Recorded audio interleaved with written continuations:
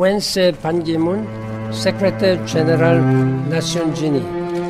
Nabmande, Pepasien, pardon. Voulant à tout prix frapper un grand coup, les dirigeants de la Chambre de commerce et d'industrie de Laval avaient fait semblant de ne pas connaître la sordide histoire de Ben Ki-moon. Pourtant, c'est en toute connaissance de cause qu'ils avaient fait de lui leur invité d'honneur le 7 juin 2021 pour une visioconférence sur la nouvelle économie. Ce jour-là, la Chambre avait choisi son camp. Elle s'était réfugiée dans le confort de l'indifférence. An unprecedented and dramatic lawsuit, a group of Haitians and Haitian Americans pitting themselves against the United Nations, the UN Stabilization Mission in Haiti, and the UN Secretary General. En mars 2016, une poursuite avait été intentée contre l'ONU et son secrétaire général Ban Ki-moon. Les dirigeants de la Chambre, des élus, des commanditaires et des conférenciers savaient que Ben Ki-moon avait reconnu que c'est sa négligence qui avait provoqué une épidémie de choléra en Haïti en octobre 2010. Tout ce beau monde savait que des casques bleus népalais, sous le commandement de l'ONU, avaient provoqué la contamination de 800 000 personnes et que plus de 30 000 personnes avaient perdu la vie. We represent 5,000 victims of cholera, and we filed claims at the UN asking for compensation for those who have lost their breadwinners and their family members. Tout le monde savait que les avocats des victimes avaient demandé compensation financière pour les victimes et leurs familles. Mais les dirigeants de la Chambre de commerce et d'industrie de Laval connaissaient mieux que vous et moi la ligne de défense de Ben Ki-moon. Lawyers are filing a class action lawsuit on behalf of Haiti's cholera victims in a New York federal court, but they face one monumental obstacle. The treaty that established the UN grants it sweeping immunity. Le monumental obstacle, c'est surtout l'entrée en scène d'un autre ennemi de la justice et des droits humains. Pour cause, Ben Ki-moon n'a pas eu à se présenter en cours.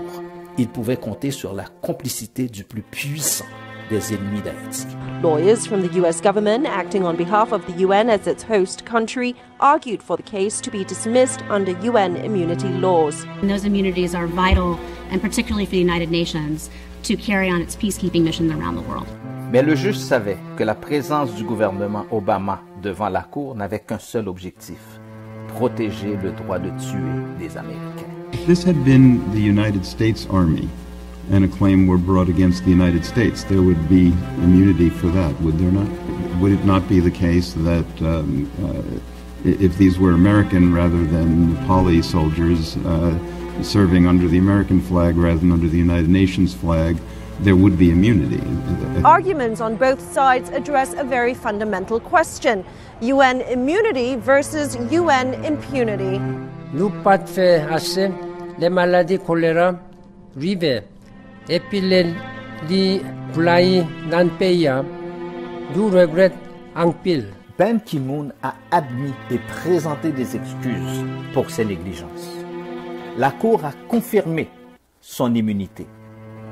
La Chambre de commerce et d'industrie de Laval lui a accordé l'impunité en faisant de lui un invité d'honneur.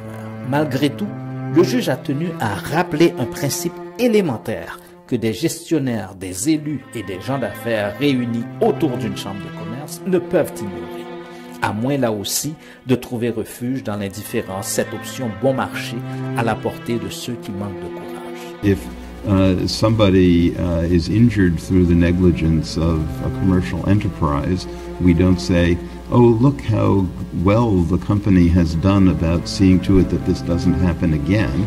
We look to giving compensation to the person who was injured by negligence, and that's what they're asking for. Le 7 juin 2021, pour faire leur gros show, les dirigeants de la Chambre, des élus, des commanditaires et des conférenciers avaient choisi de faire semblant de ne pas connaître le côté sombre de l'ex-secrétaire général de l'ONU. Ils n'ont fait preuve d'aucune compassion. Ils ont choisi leur camp. Ils se sont froidement rangés derrière Ben Ki-moon, un ennemi d'Haïti, de la justice et des droits humains.